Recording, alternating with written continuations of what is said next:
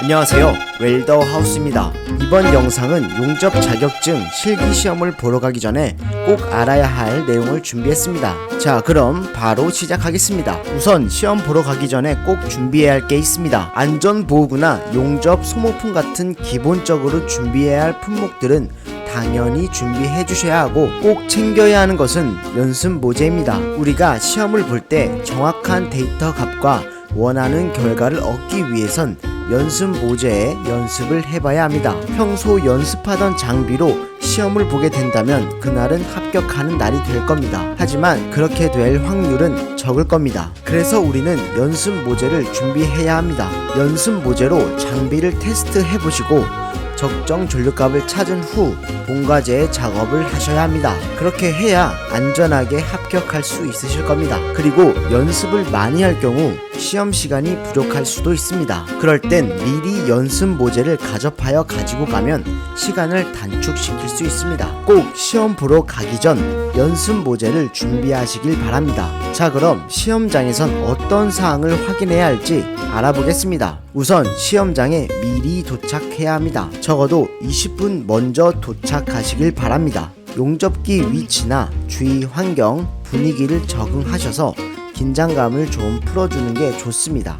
그리고 감독관이 시험지를 나눠줍니다. 시험지 내용을 하나하나 읽어주면서 주의사항이나 실격 사유에 대한 내용을 말씀해 주십니다. 알고 있는 내용이겠지만 한 번 더 숙지하시고 작업하시길 바랍니다. 또 도면 독도를 잘해야 합니다. 시험편 용접 자세가 무엇인지, 가접 길이와 치수는 몇인지 그날 지급된 도면을 보고 작업하셔야 합니다. 한 번씩 보면 그날 나눠준 도면은 팽개치고 연습하던 도면대로 작업하시는 분들이 있습니다. 그렇게 하면 치수 오작이나 자세 위반같이 어처구니 없는 실격을 하게 됩니다. 꼭 그날 지급된 시험지로 작업하시길 바랍니다.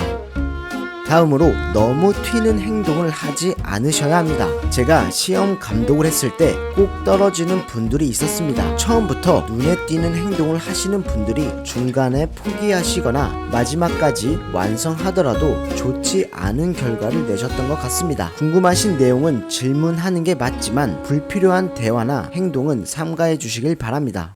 다음으로 개인 부스가 정해집니다. 부스가 정해지셨으면 용접 장비 확인을 하셔야 합니다. 가스가 잘 나오는지, 새는 곳은 없는지, 토치는 잘 작동되는지, 또 피더기는 부드럽게 잘 공급되는지와 같이 장비 점검을 빠르게 해주셔야 합니다.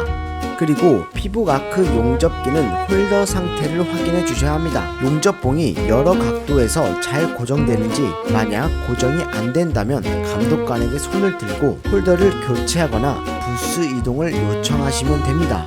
이 사항들을 모두 점검하셨다면 이제 용접기를 테스트 해봐야 합니다. 대부분 아크 용접기는 잘 작동되실 겁니다. 가끔 아크가 너무 잘 끊기는 용접기도 덜어 있긴 합니다. 그럴 땐 빠르게 부스 이동을 요청하시면 됩니다. 그리고 CO2 용접기도 잘 작동되는지 확인해봐야 합니다. CO2 용접 중에 점검할 부분은 솔리드 용접입니다. 솔리드 용접 같은 경우는 장비가 안 좋으면 아무리 전류값을 맞추려고 노력해도 맞춰지지가 않습니다. 전류를 맞춰도 계속 안 되시면 과감하게 자리 이동을 하셔야 합니다. 미련하게 맞추려다가 아까운 시간이 계속 지나가게 됩니다. 자, 다음으로 피복 아크 용접을 시작합니다. 피복 아크 용접 같은 경우에는 꼭 전류계를 사용하시길 바랍니다. 용접기에 나오는 전류값은 절대 믿어서는 안 됩니다. 대부분 용접기의 전류값과 전류계로 측정했을 때 전류값은 같지 않습니다. 연습할 때는 물론이고 시험 볼 때도 전류계를 사용하셔서 정확한 값으로 용접하시길 바랍니다. 자, 다음으로 모제의 열 관리입니다. 자격증 시험을 보시면 두께의 6T와 9T 시험편을 용접하게 됩니다. 이때 9T 시험편은 한 번에 용접을 해도 되지만 6T 시험편은 두께가 너무 얇기 때문에 한 번에 작업하시면 비드가 흘러내리게 됩니다. 그래서 이것을 방지하기 위해선 바로 교차 작업입니다. 처음엔 6T 시험편 초층을 용접하시고 다음으로 9T 초층과 중간층까지 작업을 해주십니다. 그 사이에 6T 모재는 자연적으로 온도가 내려가게 됩니다. 이때 용접을 하시게 되면 흘러내린 비드가 아닌 이쁜 비드를 형성할 수 있으실 겁니다. 이런 교차 작업이 안 되실 땐 또 다른 방법이 있습니다. 바로 젖은 천이나 면장갑을 이용하여 살짝 식혀주는 것입니다. 정말 쉽고 효율적인 방법으로 열을 많이 받았을 때 해보시길 바랍니다. 시험편에 열을 식히기 위해 이런 분들도 계십니다. 바로 물속에 급냉시키는 방법입니다. 시험편은 물에 급냉하게 되면 굽힘 시험에 안 좋은 영향을 줍니다. 조금 불편하더라도 교차 작업이나 젖은 천을 이용하여 식힌 후에 작업하시길 바랍니다.